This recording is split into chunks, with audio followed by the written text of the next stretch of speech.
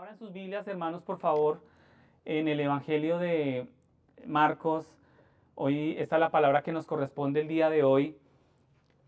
Bueno, y que venimos estudiando domingo a domingo. Marcos 6, capítulo 6, versículos 19 al 29. La semana pasada terminamos, ¿sí recuerdan cómo terminamos la semana pasada? ¿De qué terminamos hablando la semana pasada? La semana pasada terminamos hablando de un hombre que vivía acorde a lo que predicaba. ¿Sí recuerdan que hablábamos de un hombre que vivía acorde a lo que predicaba, que vivía acorde al mensaje que él exponía? Y este hombre fue claro y directo al hablar. Recuerdan que hablábamos de un hombre que fue preciso en sus palabras, que no le importó las consecuencias de lo que él hablaba. Y hubo un momento en que él dijo: Herodías es la mujer de tu hermano y no te es lícito tenerla. ¿No? Fueron palabras claras. Y este hombre del cual terminamos hablando el domingo pasado es Juan el Bautista. ¿Sí recuerdan? ¿Sí recuerdan? Los que pudieron venir hace 8 días. Este hombre en un momento especial le dijo a Herodes que Herodías es la mujer de tu hermano y que no te era lícito tenerla. Es decir, él está diciendo: Herodes, no importa la autoridad que Roma te haya conferido, la ley de Dios está por encima de ti. Y Juan no le importó que se tratara de Herodes, ¿verdad? Él estaba diciendo: Herodes, no importa la autoridad que Roma te haya dado, la ley de Dios está más por encima de eso. Y está por encima del imperio romano, ¿no? Juan fue contundente, no le dio miedo. Lo que tú has hecho es una maldad. En pocas palabras, Juan le estaba diciendo a Herodes: lo que tú has hecho es una maldad y perversión. Tú has pecado contra Dios. Juan había recibido la orden de parte de Dios de llamar al arrepentimiento. Y Herodes tenía que arrepentirse, ¿verdad? Herodes tenía que arrepentirse de su pecado cometido. Y mis hermanos, acá no creemos que esta historia esté aquí para descubrir cómo murió Juan el Bautista. Digamos, lo que vamos a leer hoy acá no está registrado acá, el Espíritu no lo registró para descubrir cómo murió él, ¿no? Más bien esta historia está aquí para que sepamos que si queremos seguir a Jesús y serle fiel, vamos a tener que pagar un precio. Y Juan, no es la vida de Juan no es la excepción, no es la excepción, ¿cierto? Y queridos hermanos, este es el costo del discipulado. La salvación es por gracia. Sabemos que la salvación es por gracia, por medio de la fe, completamente gratuita, ¿cierto? Hemos aprendido que la gracia es completamente gratuita para predicar lo que Cristo quiere que tú prediques y vivir de la manera que Cristo quiere que tú vivas. Pero tiene un precio, ese es el precio, ¿cierto? La salvación es por gracia, pero hay un precio que es vivir como Cristo quiere que Él viva, que vivamos, y hablar lo que Cristo quiere que nosotros hablemos. Hay un precio que hay que pagar. Y Juan estuvo acorde a lo que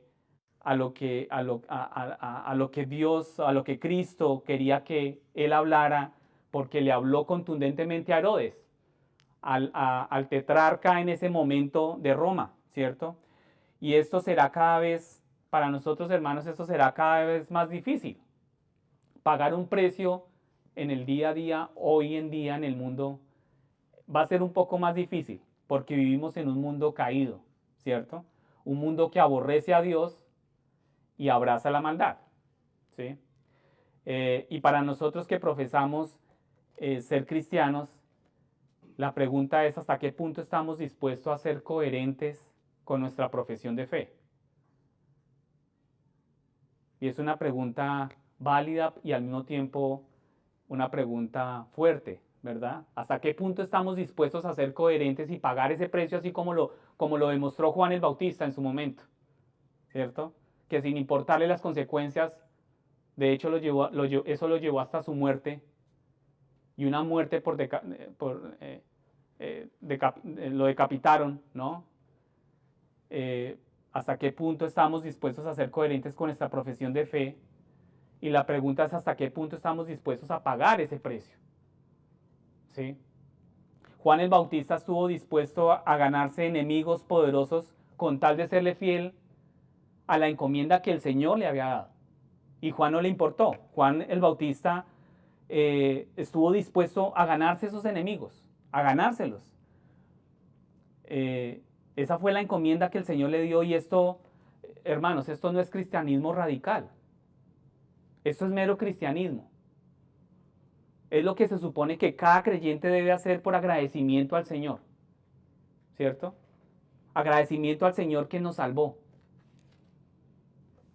¿Hasta qué punto estamos dispuestos a ganarnos enemigos, no? Por predicar la verdad.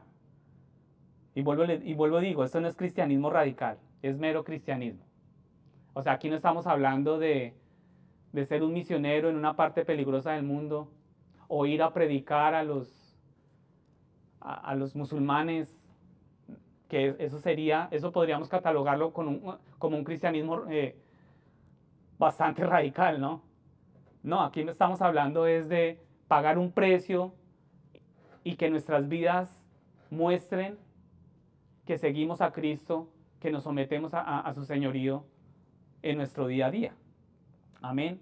Voy a leerles Marcos más adelante, Marcos 8, 31 al 35.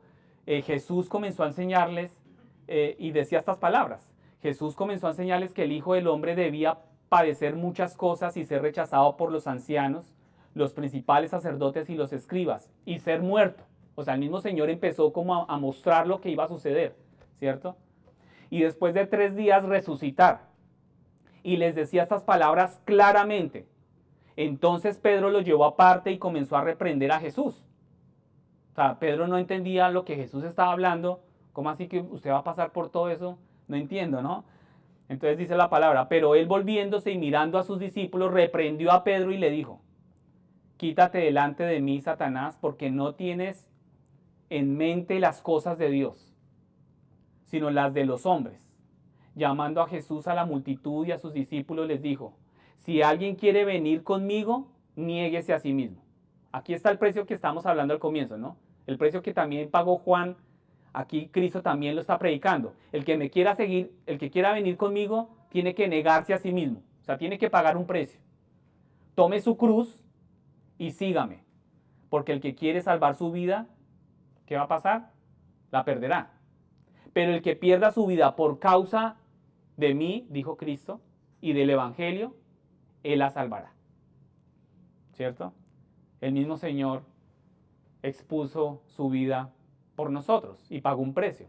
El tema de hoy, hermanos, es la ejecución de Juan el Bautista, es una prefigura de la ejecución de Cristo. Y hoy vamos entre ustedes y yo, vamos a darle desarrollo a este tema para entender qué fue lo que pasó en esta historia, ¿no? En esta historia de Juan el Bautista. Yo sé que cada uno de ustedes ha leído esta historia de Juan el Bautista y vamos a entender poco a poco cuáles son las ideas principales. Las ideas principales, ¿cuáles son? Juan el Bautista está en una larga línea de profetas de Dios que fueron asesinados por hablar de la palabra de Dios. O sea, Juan el Bautista sumó esa larga lista, ¿no? de profetas de Dios que fueron asesinados por hablar la palabra, por exponer la palabra, por predicar la verdad.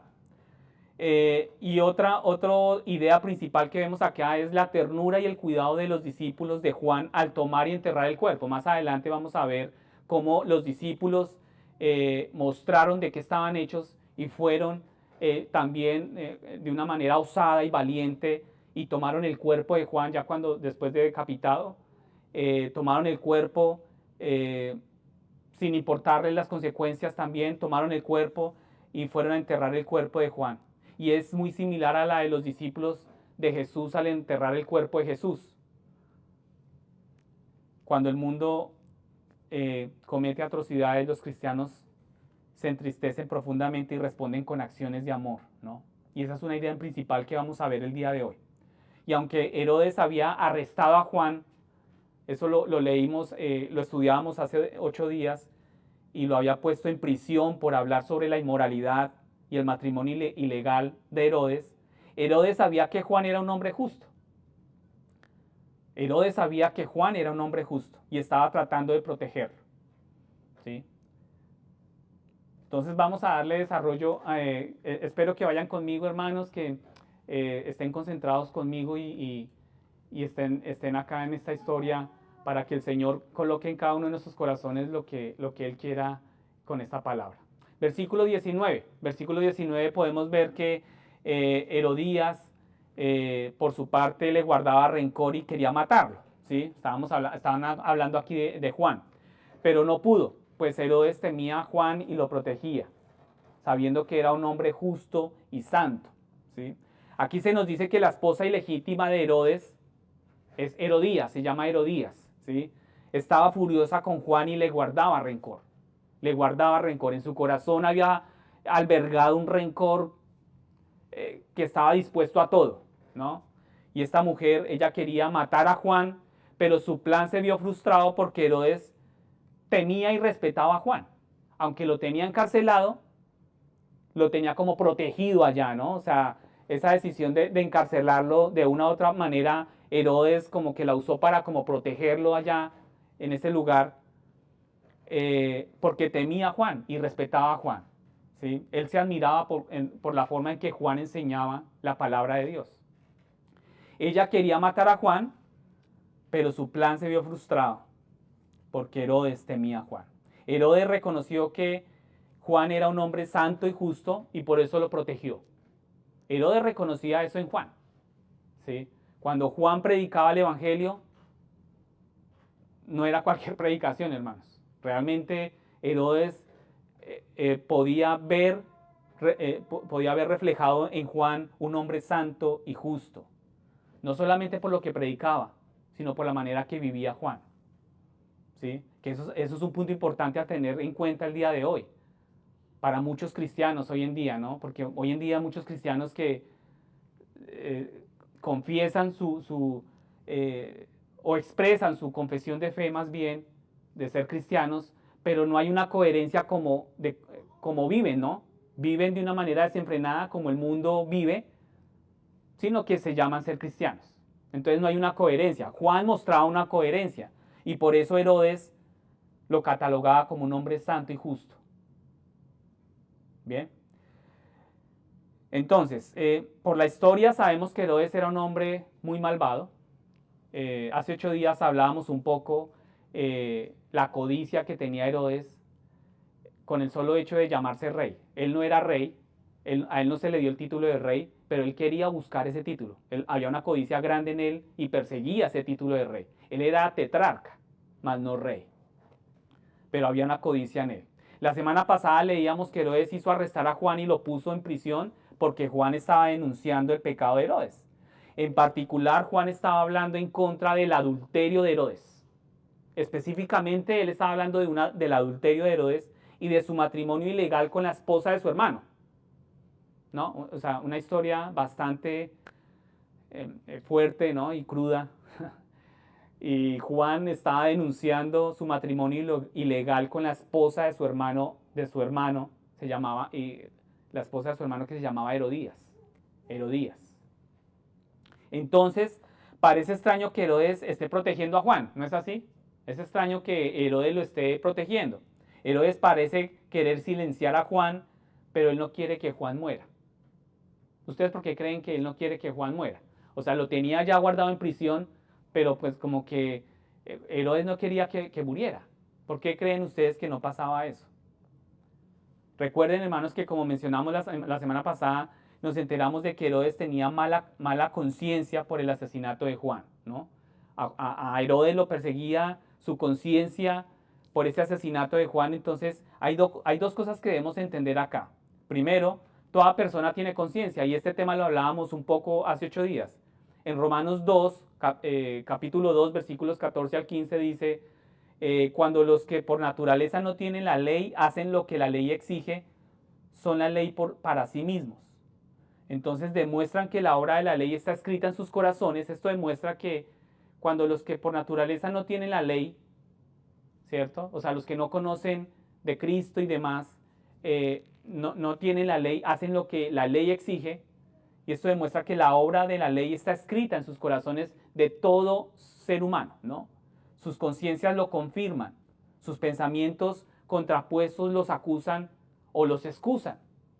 Es esa vocecita que a veces nos habla, ¿cierto?, en nuestro interior cuando vamos a tomar decisiones y nos muestra y nos dice esto está bien o está mal, ¿no? Es esa ley que está grabada en nuestros corazones, colocada por Dios mismo. Dios ha dado a cada persona una voz interna que nos dice lo que es moralmente correcto y lo que es moralmente incorrecto. Dios la ha puesto en todos nosotros. Y cuando hacemos algo mal, ¿no? Esa vocecita dentro de nosotros dice, eso estuvo mal y te acusa, ¿no? Es esa conciencia.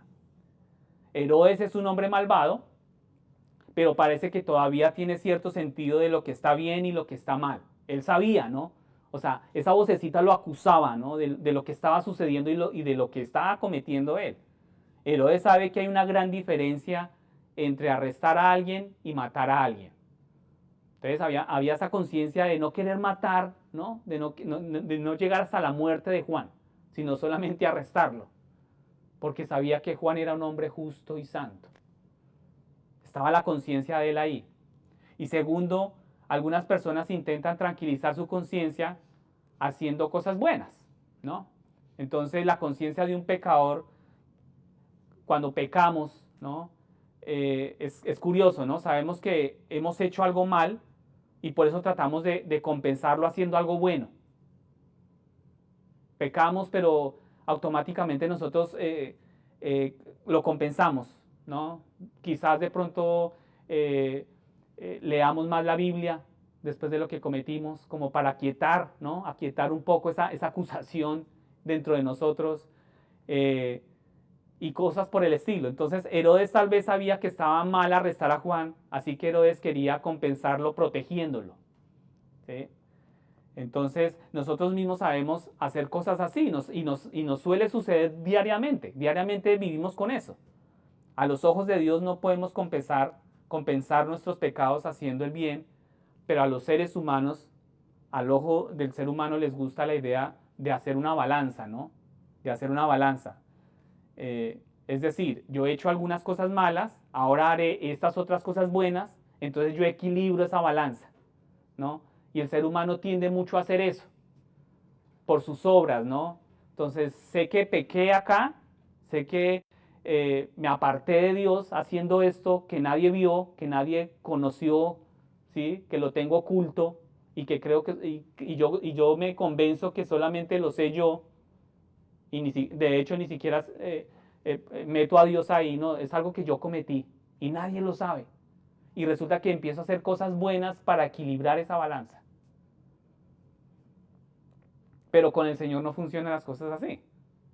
Porque sabemos que los ojos puestos de Dios están encima nuestro todo el tiempo, ¿verdad? Y no hay nada oculto que Él no lo revele. Cada pecado es un crimen ante el tribunal de Dios. Cada vez que tú y yo pecamos es un crimen ante el tribunal de Dios. Cada pecado debe ser juzgado y castigado, ¿sí? Y un día cada uno de nosotros comparecerá ante el tribunal de Dios. Eso nos lo dice la palabra, ¿sí? Y seremos juzgados. Si el juez te condena por robar algo de la tienda, un ejemplo, no puedes decirle al juez, sí, yo robé en la tienda, pero ayudé a una anciana a cruzar la calle el otro día, al día siguiente yo ayudé a cruzar a esta anciana la calle, así que deberías pasar por alto mi robo. ¿Verdad que no funciona así? No funciona así, en la ley aquí terrenal no funcionaría así tampoco, mucho menos ante nuestro Dios que es 3 veces santo. No funciona así. La única persona que puede presentarse ante Dios y no ser juzgada, escuchen bien, la única persona que puede presentarse ante Dios y no ser juzgada por sus pecados es la persona que confía en quién. ¿Que confía en quién? Mira, Eriquita que no habla poco español, me dijo Jesucristo. Es la persona que confía en quién, hermanos. ¿En quién? Jesucristo. ¿Cierto que sí? La única persona que puede presentarse ante Dios y no ser juzgada por sus pecados es la persona que ha confiado en Cristo. Y Jesús fue a la cruz por nosotros, Él tomó el juicio que merecíamos por nuestros pecados, ¿verdad? Y pagó el precio completo. Y por eso es que desde este púlpito predicamos bastante sobre lo que la palabra nos enseña de confiar en Cristo. ¿Sí?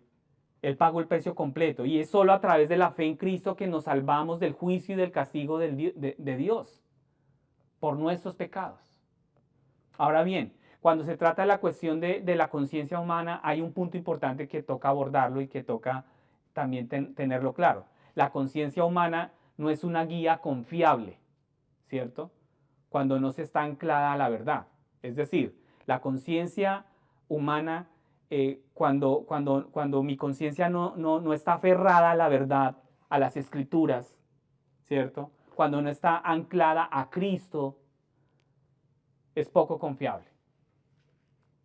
El mundo, la psicología secular, Disney, ustedes han escuchado, ¿verdad? Quieren que pensemos que podemos seguir nuestros corazones, seguir lo que sentimos, ¿sí? Nos enseñan que deja que tu conciencia sea tu guía. Tú tienes que permitir que tu guía, que tu conciencia te guíe cada paso que tú des en tu vida. Sin embargo, hay un error acá, hermanos, y es que aunque Dios nos ha dado a cada uno de nosotros una conciencia, nuestra naturaleza caída, ¿cierto? Y nuestros deseos pecaminosos lo hacen poco confiable. Porque tenemos una naturaleza inclinada todo el tiempo a pecar. Entonces eso hace poco confiable esa vocecita, ¿no? Esa conciencia. ¿Qué dice Jeremías 17:9? Dice, engañoso es el corazón más que todas las cosas e incurable, dice esa palabra ahí. Engañoso es el corazón más que todas las cosas. Nuestro corazón es engañoso, hermanos. A menudo deseamos cosas que son pecaminosas. Y ustedes pueden como ser testigos de eso, ¿no? Cada uno de nosotros que vivimos a diario y sabemos qué es lo que maquina nuestra mente y nuestro corazón, sabemos que a menudo deseamos cosas que son pecaminosas. Obviamente no lo exponemos, ¿cierto? Porque será una vergüenza lo que hay lo que los demás encontrarían en nuestra mente y en nuestro corazón. Pero a menudo deseamos cosas que son pecaminosas. Nuestros deseos nos llevan a justificar el pecado en nuestra mente. Entonces, cuando tomas este tipo de decisiones, deformas tu conciencia. Cuando más hagas esto, más poco fiable es volver a una conciencia que esté anclada a la palabra de Dios. Piensa solo en momentos en los que realmente quisiste tú algo, tú quisiste algo, sabías en algún nivel que estaba mal, ¿verdad? Pero inventaste alguna justificación o reprogramaste tu conciencia para creer que no hay nada malo en eso. Alguna mentira de pronto que nosotros maquinamos para quedar bien con nuestro jefe, con nuestros familiares, con nuestros hijos, con nuestra esposa. Entonces nos inventamos alguna justificación o reprogramamos o como que desarrollamos una idea ahí y en nuestra conciencia para creer que no hay nada malo en lo que estamos haciendo y justificamos nuestro pecado. Pero incluso cuando hacemos esto no podemos escapar de la culpa que produce el pecado. Y hay una culpa. Y puedes intentar ignorar, ¿no? Esa voz que te acusa, pero seguirá estando ahí en el fondo de tu mente y de tu corazón. Porque esa es la ley que Dios escribió en nuestros corazones, en todo hombre. Y una de las formas en que algunas personas pecadoras tratan de lidiar con esa culpa es a través de la religión. Entonces hay personas que van a una religión, ¿verdad? Y para la muestra, digamos, un botón, podemos hablar un poco de los grupos pandilleros, ¿no? Ustedes saben que los pandilleros se tatúan calaveras, cuchillos, pero llevan un crucifijo alrededor de su cuello, ¿no? O podemos hablar de los hombres mafiosos que asesinan, ¿cierto? Y luego confiesan sus pecados. O antes de cometer su asesinato se encomienda a Dios. Y esto no es ficción, es la realidad. Hay personas que hacen el mal y se encomiendan, antes de hacer el mal, se encomiendan a Dios. Y esto parece ser la situación con Herodes, ¿verdad? Y en el versículo 20 leemos, cuando Herodes lo oía, quedaba muy perplejo. O sea, cuando Herodes escuchaba a Juan, Herodes quedaba perplejo, pero le gustaba escuchar a Juan. Herodes le gustaba escuchar a Juan.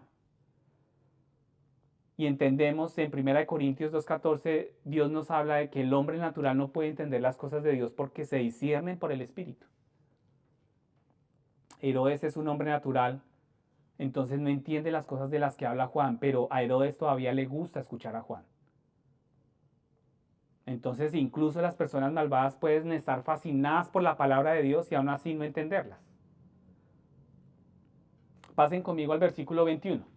Pasen conmigo al 21. Y aquí podemos ir como tejiendo esta historia y dándole desarrollo a esta historia. Aquí en el versículo 21 vemos que llegó un momento oportuno para Herodías, o sea, la esposa de Herodes. Aquí llegó el momento, el momento que ella esperaba, que su corazón esperaba, ¿cierto? Herodes, ¿qué hizo Herodes? Organizó una fiesta de cumpleaños. ¿Y cuáles fueron los invitados de Herodes? ¿Cuál fue la lista de invitados de Herodes? Fueron nobles, fueron comandantes militares, ¿cierto? Los hombres líderes de Galilea, hombres con un estatus también. Esa fue la lista de invitados de Herodes, ¿no? Y esto es algo que a la gente le gusta hacer, ¿no? En sus celebraciones tener invitados también importantes. Y esto fue lo que hizo Herodes también en ese momento. Y en el versículo 22, pasen conmigo al versículo 22. Espero que vayan conmigo en la historia, porque es bastante interesante. El versículo 22 luego leemos que entró la hija de Herodías. ¿Cómo se llamaba la hija de Herodías? ¿Quién me dice? La hija de Herodías. Eriquita sabe cómo se llama la hija de Herodías. Salomé, ¿verdad? Entonces dice que entró la hija de Herodías y danzó. Ahí en plena fiesta, ¿verdad? Danzó y agradó a Herodes y a los que estaban con él. Ustedes imagínense en esa cena, ¿verdad? Entonces Herodes respondió, pídeme lo que quieras y yo te lo daré, hasta la mitad de mi reino. Aquí Herodes un poco fanfarrón, ¿verdad? Porque ni siquiera era rey, como que no tenía como la condición para prometer algo así, pero lo dijo, lo prometió, pídeme lo que quieras. Al ver la danza de Salomé, él quedó totalmente agradado con lo que vio. Y acá en el versículo 23, luego de esto, aquí es donde dice, y le prometió con juramento diciendo, todo lo que pidas te daré hasta la mitad de mi reino. ¿Sí? ¿Van conmigo en la historia? ¿Van conmigo? Amén. Ok. Sobrina e hijastra de Herodes, imagínense. Salomé era sobrina y al mismo tiempo era la hijastra, ¿no? Ella es la hija de su hermano Felipe. Ella es la hija por su matrimonio con Herodías. ¿Sí? Herodes se había unido con Herodías y ella era la hija por su matrimonio con Herodías. No sabemos exactamente cuántos años tenía esta joven, ¿cierto? Digamos que no está registrado, pero la palabra acá que se usa niña, la palabra niña, es la misma palabra usada anteriormente para la hija, la historia de la hija de Jairo. La historia hace 2 domingos atrás la estudiábamos aquí también juntos, ¿sí recuerdan? Que más o menos la niña de Jairo tenía 12 años. Quizás la hija de Herodías estaba entre los 12 y 15 años, no, muy joven, era muy joven. Este baile que ella realizó en plena fiesta delante de los ojos de estos militares, estos hombres, ¿no? No era un baile, no era un recital de baile de niñas, de una niña inocente, ¿no? Digamos que acá el término original que se usa acá no es un baile, es decir, no es un ballet, no era un baile de graduación de un colegio, no era ese estilo de baile. Acá lo más probable es que se trate de un baile erótico que esta hija expuso, ¿sí? que esta joven dio delante de todo el mundo ahí. Y la imagen que debemos tener en mente para esta fiesta es la que nos ofrece, ustedes recuerdan la historia que nos ofrece al comienzo del libro de Esther. El rey de Persia, recuerden, es una historia muy similar porque el rey de Persia estaba entreteniendo a sus comandantes militares, nobles y otros hombres prominentes. Los estaba entreteniendo. Su esposa era una mujer muy hermosa, el rey de Persia, y él la mandó llamar para que viniera a bailar para todos, imagínense. No, esa propuesta, ¿no? A su propia esposa colocarla ahí delante de los ojos de todos estos hombres. La esposa del rey no quería degradarse de esa manera. La esposa del rey se negó, ella se negó. Entonces lo siguiente que sabes de esta historia, si han leído esta historia, hermanos, en la palabra, dice que el rey se divorcia de ella, imagínense la lujuria, el corazón que en ese tiempo y en todos los tiempos la lujuria gobierna el corazón del hombre. Dice que este rey se divorcia de ella y comienza la búsqueda de una nueva reina. Esther finalmente gana esa posición al complacer al rey más que cualquiera de los otros concursantes que habían en ese momento. Esta muchacha había agradado a Herodes. La historia que estamos viendo acá, ¿sí? Esta joven había agradado a Herodes y a sus invitados. Herodes está muy emocionado por el baile que esta joven dio. Un baile erótico, ¿no? Cargado de mucha lujuria.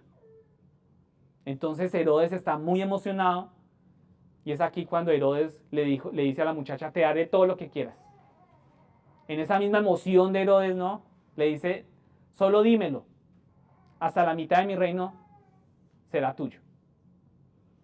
Cuando Herodes dice eso, hermanos, cuando dice te daré hasta la mitad de mi reino, queremos entender que se trataba de una expresión común que utilizaban en ese momento. Él no le estaba ofreciendo literalmente la mitad de su reino, de su territorio, significaba te recompensaré grandemente, ¿no? Era como un decir que había en esos momentos. Pide cualquier cosa y tú lo tendrás. ¿Sí? Versículo 24, pasen conmigo al versículo 24. Entonces esta historia va de esta manera. Ella va inmediatamente, que dice aquí la palabra, ella salió y dijo a su madre, ¿qué pediré? Y le pregunta a su madre, ¿no?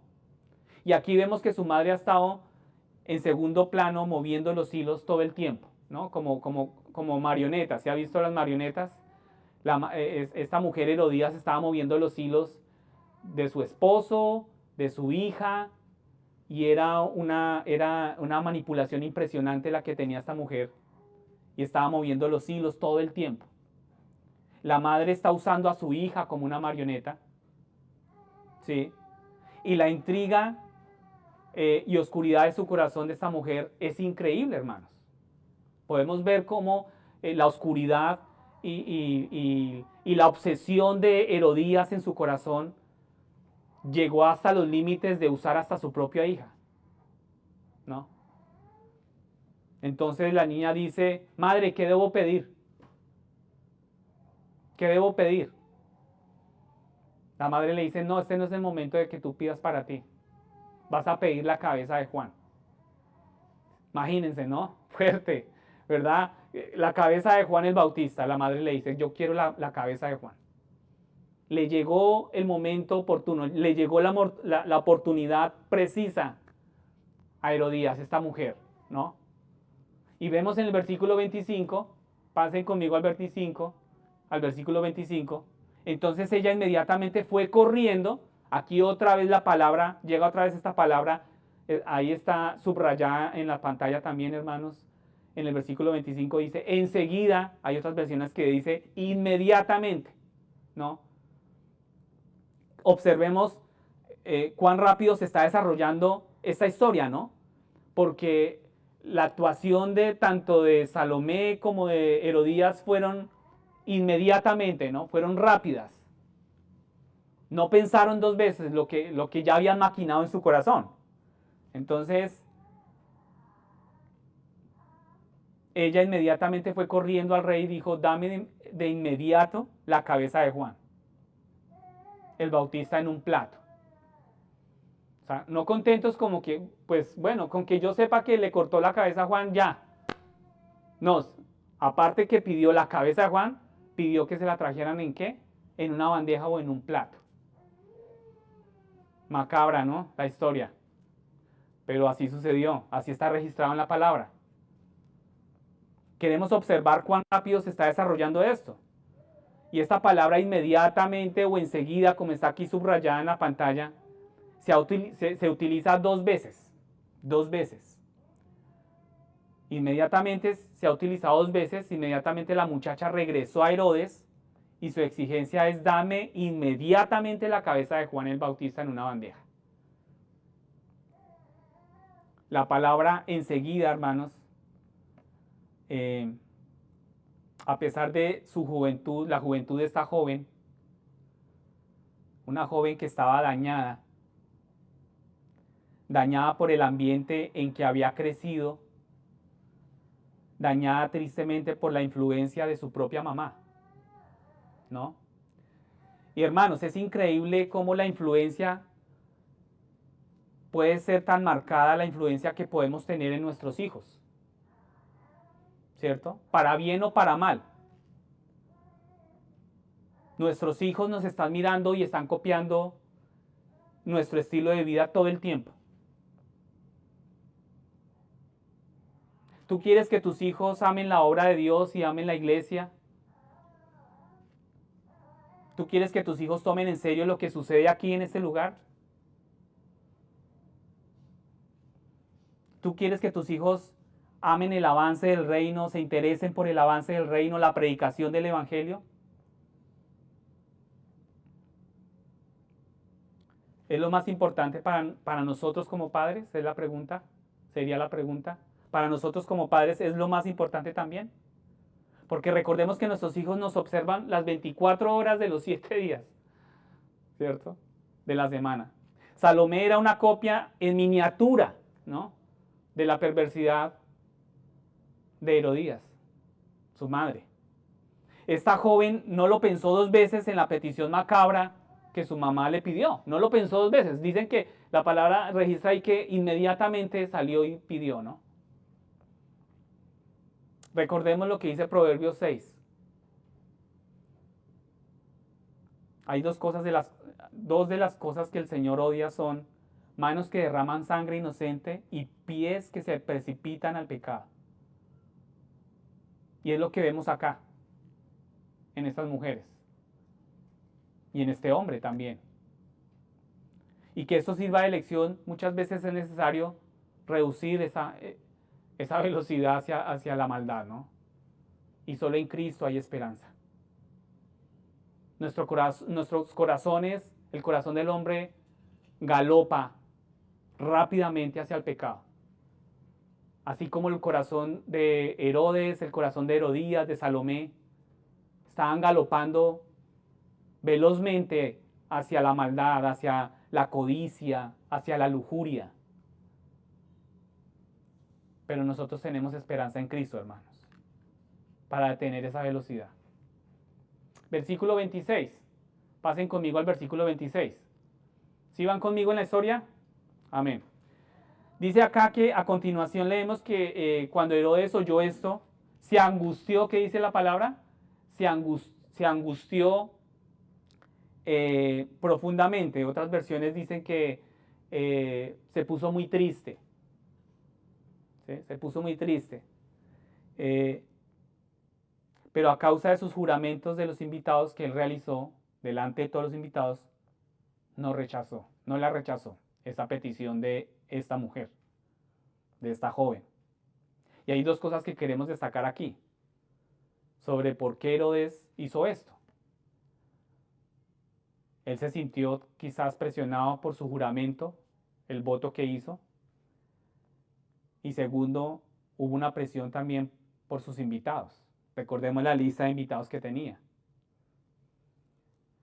Y él siendo un rey o tetrarca, era un tetrarca, pero quería llamarse rey, él no quería quedar mal. Y esta es la segunda vez que se nos dice que Herodes hizo un juramento. En el versículo 23 prometió aquí con juramento y en el versículo 26 a causa de sus juramentos, dice textualmente, a causa de sus juramentos, Herodes hizo esos juramentos. Entonces, hay algunos cristianos hoy en día que piensan erróneamente que nunca se debe hacer un juramento y por eso debemos entender que no es correcto, ¿no? El pastor esta mañana enseñaba que una vez él tuvo aquí en la iglesia un hombre que quería enseñar en la escuela dominical, pero que él no quería firmar el pacto de maestro. Hay un pacto de maestro, ¿verdad? Y este hombre refutó o no quiso hacerlo, no quiso firmar el pacto, citando Mateo capítulo 5, versículo 34 al 37. Y este pasaje dice, les digo, no juren en absoluto ni por el cielo porque es el trono de Dios, ni por la tierra porque es el estrado de sus pies, ni por Jerusalén, porque es la ciudad del gran rey. Tampoco juren por su cabeza porque no pueden hacer blanco o negro ni un solo cabello. Que su sí sea sí, que su no sea no. Eso dice Mateo 5, 34 al 37. Y el pastor, él nos comentaba esta mañana que él le dijo a este hombre, si te citan a declarar, el pastor le respondió y le dijo, si a ti te citan a declarar ante el tribunal y te dicen, jura decir la verdad, toda la verdad y nada más que la verdad, usted va a responder, no, no puedo hacer ese juramento. No. O también el ejemplo que cuando nosotros nos casamos y el ministro que está guiando el matrimonio guía a las parejas a través de los votos matrimoniales, quizás uno puede llegar el momento en que uno diga a decir, se negó a decir sí acepto, ¿cierto que no? Hay muchas cosas en la vida que no puedes hacer si no entiendes lo que Jesús está diciendo aquí, ¿verdad? Y hay que entrar en un contexto de lo que Mateo, este hombre quiso como responder al pastor con Mateo 5, ¿cierto? Y hay muchas cosas en la vida que no podemos entender si no entramos en ese contexto. La prohibición no es contra la toma de juramento ni contra la formulación de votos. La instrucción es, no seas alguien que tenga que jurar sobre la tumba de tu madre para que la gente crea lo que dices. Esa es la idea de este pasaje. En cambio, si un hombre da la palabra, cuando dice sí, significa sí. Y eso se ha perdido hoy en día, ¿no? La palabra del hombre, ya cuando dice sí, resulta que cambia en cuestión de poco tiempo. Y cuando decimos no, significa no. Pero hoy en día eso ha cambiado. Hay muchos juramentos y votos que un cristiano debe hacer y debemos cumplir esos juramentos, hermanos. Por ejemplo, los cristianos hacemos votos cuando nos unimos a una iglesia, cuando somos miembros de una iglesia. Juramos no hablar mal del hermano, de mi prójimo, nos comprometemos a asistir regularmente, ¿verdad? Nos comprometemos a orar por la iglesia, nos comprometemos a evangelizar, a proclamar la palabra. Pero es lamentable que hoy tenemos cristianos que no se unen a estos votos, a estos compromisos. Entonces el sí se convierte en no y a veces el no se convierte en sí. Y no hay una palabra firme, ¿no? Tenemos cristianos que lastimosamente van de iglesia en iglesias o aquellos que solo asisten una o dos veces al mes a la iglesia. Cristianos que no se contentan con recibir, pero no dan. Y vemos una falta de compromiso y vemos un cristianismo egocéntrico, porque solamente queremos recibir, pero no estamos dispuestos a servir, no estamos dispuestos a dar. Entonces esos votos y ese juramento, no, como que no es válido, ¿no? Hacemos votos, ustedes imagínense por un momento hacer votos en el matrimonio, pero Desafortunadamente, hoy en día, el 49% de los cristianos honran esos votos. Estamos hablando de matrimonios cristianos, no matrimonios de afuera, ¿no? Que no conocen de Cristo. Matrimonios cristianos no honran los votos. Es muy triste, pero la tasa de divorcio entre los cristianos es la misma que entre los no cristianos. Bastante triste. Porque no hay una coherencia con lo que se profesa y con lo que se vive, según las Escrituras. Y Juan nos mostró que sí se puede vivir coherentemente con lo que se dice y con lo que se vive. Un matrimonio no dura unido porque seamos buenas personas, que nunca discutamos. Los que estamos aquí casados sabemos que en un matrimonio habrán siempre diferencias, siempre discusiones. Un matrimonio permanece unido porque tanto el marido como la mujer cumplen los votos que hicieron el día de su boda. ¿Sí? ¿Es así o no? Delante de Dios. Como cristianos debemos ser personas de palabra y debemos cumplir los votos que hacemos, hermanos, para honrar a Dios. Sin embargo, no todos los votos que hacemos honran a Dios. Hay ciertos votos que nunca se deben hacer, como las que hizo aquí Herodes, ¿no? Estaba entregando su palabra, bueno, a esta joven que danzó y estaba él impresionado y le entregó esta promesa. Herodes hizo un voto que violaba la ley de Dios. Pero por la emoción y por lo que él estaba viendo en ese momento, fue manipulado también. Y lo hizo. No es excusa, porque él lo hizo. Y cuando la muchacha regresó y pidió la cabeza de Juan, eso significa que Juan tendría que ser asesinado. Que era lo que Herodes estaba protegiendo no hacer. Él no quería hacerlo. Y en ese momento Herodes debería haber dicho, él hubiera podido haber dicho, no, pide otra cosa, ¿no? Yo no, o sea, otra cosa, ¿no? No esa. Entonces, ¿por qué Herodes no lo hizo? Podríamos hablar de lo que ya hablamos antes, la presión del grupo. Herodes tenía miedo de que sus invitados pensaran de él algo negativo de él, ¿verdad? Él estaba buscando ese título, codiciando el título de rey, entonces no se podía dar el gusto como de quedar mal, ¿no? Y quedar mal su palabra, su promesa. ¿Y cuántas veces hemos hecho algo que nunca debimos haber hecho por exactamente la misma razón? ¿Qué pensarán de mí mis amigos? Y nos cuesta pagar ese precio que hablábamos al comienzo, ¿no? Hay un precio que pagar cuando seguimos a Cristo. Pero nosotros decimos, no, pero ¿qué pensará mi amigo si yo le predico de Cristo? ¿Qué dirán de mí si no lo hago? ¿Cierto? ¿Qué es esto? Y hermanos, esto nos debe servir de una lección. No tenemos que seguir diciendo las cosas que hemos dicho solo porque nuestros amigos nos están mirando o por querer agradar al hombre, ¿no? Lamentablemente Herodes siguió adelante aunque sabía que estaba mal. Él siguió adelante, ¿no? Con esa petición. Y lo vemos aquí en el versículo 27. Pasen conmigo al versículo 27. Al instante, Herodes mandó a llamar inmediatamente al verdugo. Otra vez vemos esa palabra aquí, inmediatamente, ¿no? Al instante, todo sucedió rápido. Y mandó que le trajeran la cabeza de Juan. Entonces fueron, decapitaron a Juan.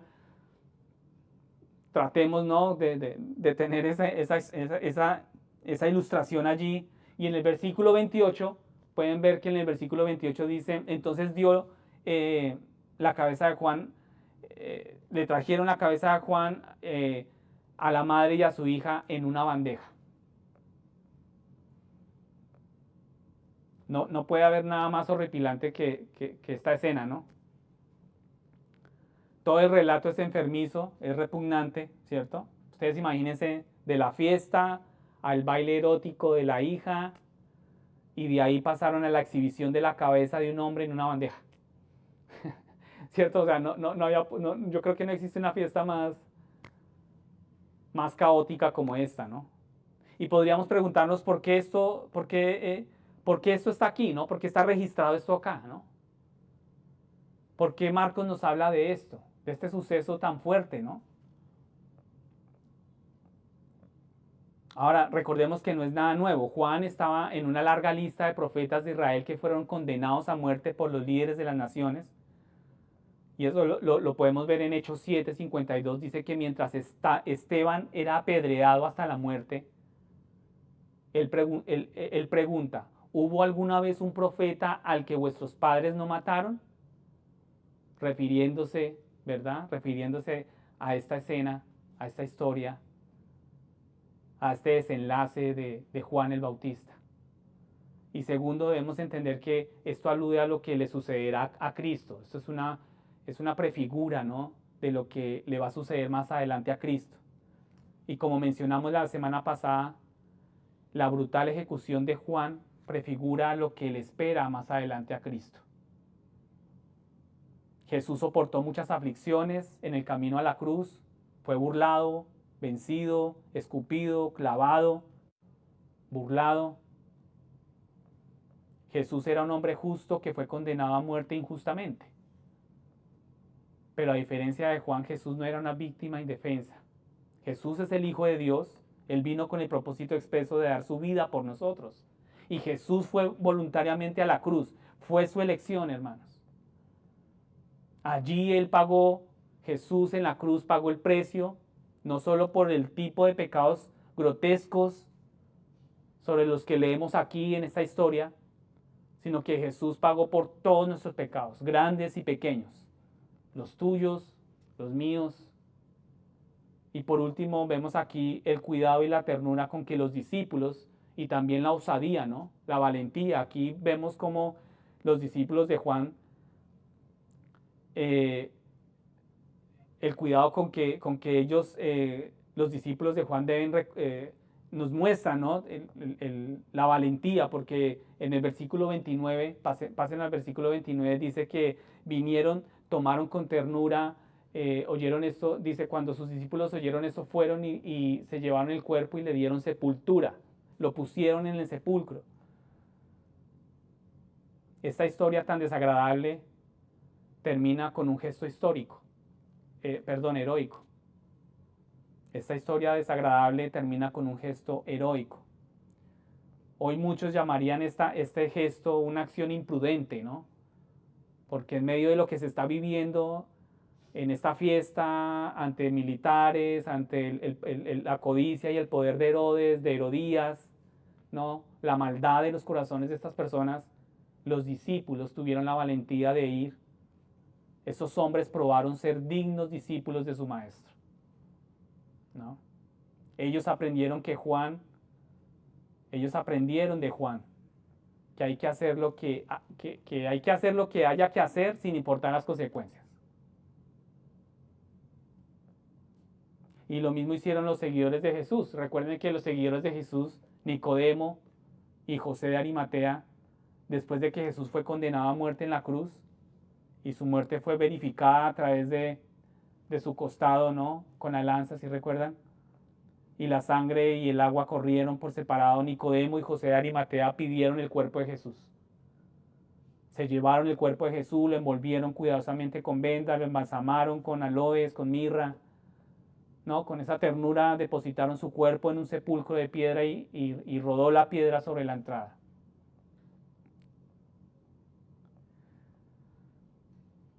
Entonces, hermanos, aquí debemos pensar en nuestro Señor Jesús y todo lo que Él soportó por nosotros. Deberíamos pensar en la oscuridad del corazón de este mundo.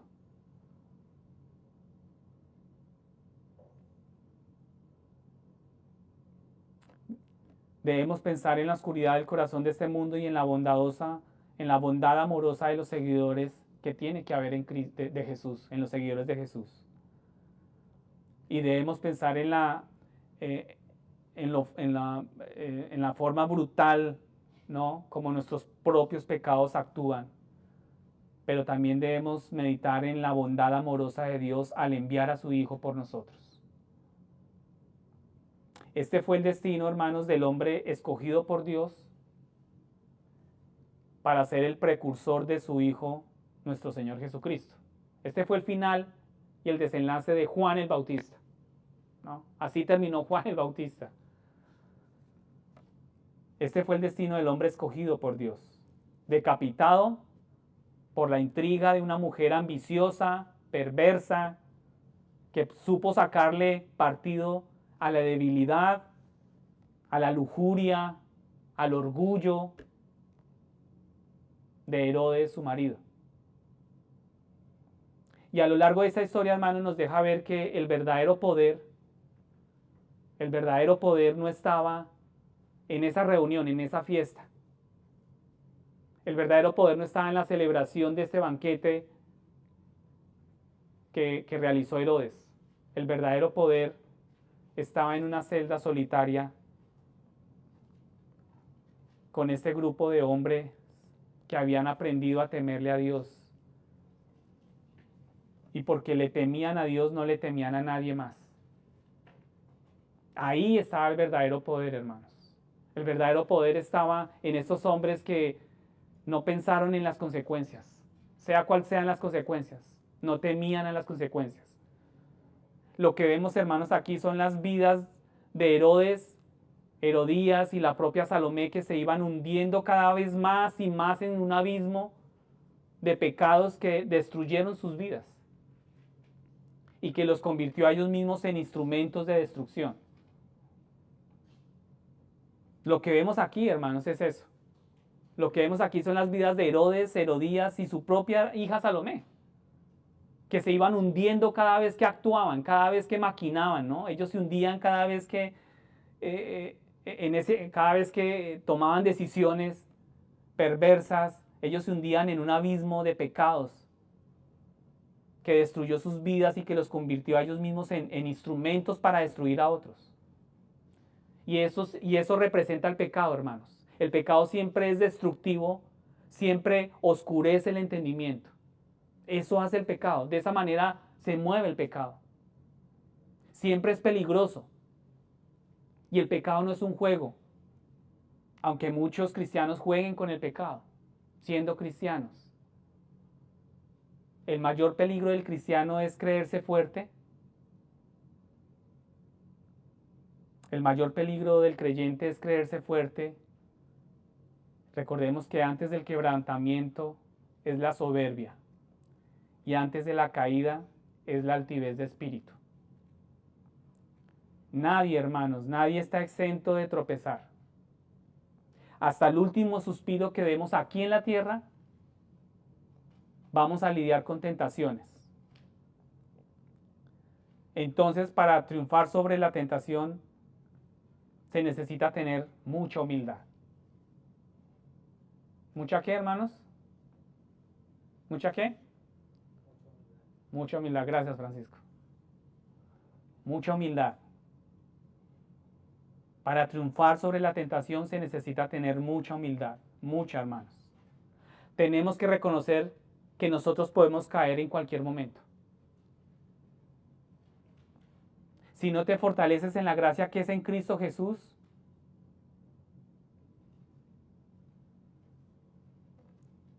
si no nos fortalecemos en la gracia de Cristo, en la humildad en Cristo, no vamos a vencer. Y escuchen algo, la humildad no es un símbolo de debilidad, no es una señal de debilidad. Porque creemos que el ser humilde es que si soy humilde, entonces si busco la humildad es porque entonces soy débil. ¿No? Al contrario, es tu escudo, es nuestro escudo, protector. Es lo que te sostiene en alerta dependiendo de la gracia de Dios todos los días y en todo momento. Porque el que cree estar firme, ¿cómo dice ese pasaje? Mire que no caiga. Amén. Vamos a terminar, hermanos, con esos puntos de aplicación. Primer punto, no guardes rencor en tu corazón. Según esta historia que vimos, ¿no? De Herodes, de Herodías, de Salomé, yo creo que Dios nos deja grandes lecciones para nuestra alma, nuestro corazón. Primer punto, no guardes rencor en tu corazón. Segundo punto, no aproveches la oportunidad para pecar. Tercer punto, no sigas adelante con el pecado. Y cuarto punto, cuida de aquellos que han sido heridos. Y pues lo veíamos al finalizar la historia, cómo estos discípulos osados, valientes, fueron, rescataron el cuerpo de Juan decapitado y le dieron santa sepultura. En medio de lo que eso implicaba, ¿no? De peligros hasta poder ser prisioneros también. Pero fueron y recuperaron el cuerpo. Hoy damos la invitación para entender que la oscuridad y la maldad que gobierna al ser humano puede tener la luz de esperanza en Cristo Jesús. Y hoy damos, o más bien Dios da este momento, esta oportunidad para que tú creas en Cristo. Solo Cristo nos puede liberar de esa oscuridad, de esa maldad, que todo el tiempo nuestro corazón se inclina. Solo en Cristo, confiando solo en Cristo. Coloquémonos en pie, por favor, para terminar.